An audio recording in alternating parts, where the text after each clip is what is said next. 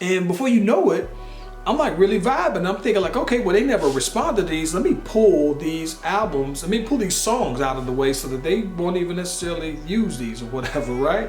They respond back to them, maybe they didn't even check them out, so whatever. So I pull them on out. Before you know it, one verse comes down. I already had a hook to it. Start putting a verse to it. I'm thinking like, yeah, I got this. This is a whole song now, right? And then the other song comes on out. I had a verse for that one. I already had one for the idea, and I'm putting another one on out there. And before you know it, I'm 3, 4, 5, 6, 7 songs in. So I'm thinking like, yo, this is half an album just about, right? So I'm putting together the albums and I'm putting together these songs and not thinking anything of it.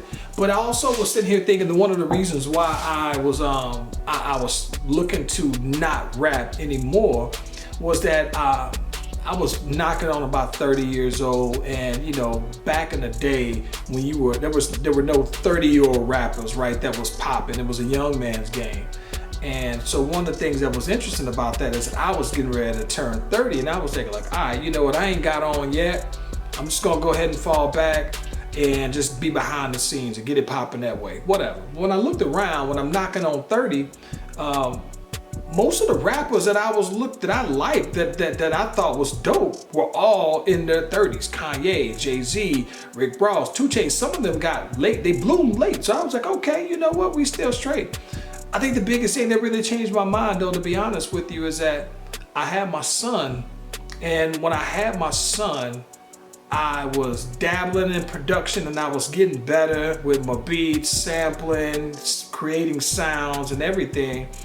And while I was in the process of writing these hooks and doing this, that, and the other for the homies, I'm sitting here holding my son. At the time, he's probably 6 months old, 7 months old, and I'm looking at him and I'm thinking like, dude, how would I look telling my son to follow his dream and pursue it at all costs, knowing that I would also tell him, yeah, you know, your pops was trying to rap, but I never did anything. And so my son was my motivation to pursue it, man, to still feel like when I'm listening to these beats, I still see myself as that dude. I never had that fire go dead that told me that nah, you still dope, you still fire, right? So the Bel Air came about because I was thinking like, one of these days when my son is older, let me take a step back. I was working on, I got an old school car, a 65 Chevy Bel Air, hence the name Bel Air.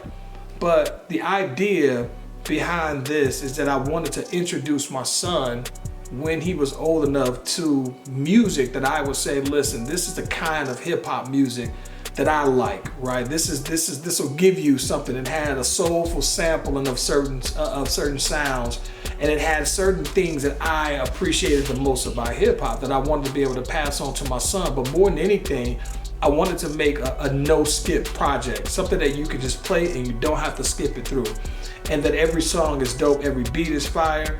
And so because that was the case, it was very important to me that every single word was meticulous, and it was very thought out, and it was intentional. So I wanted to be able to show him good quality music.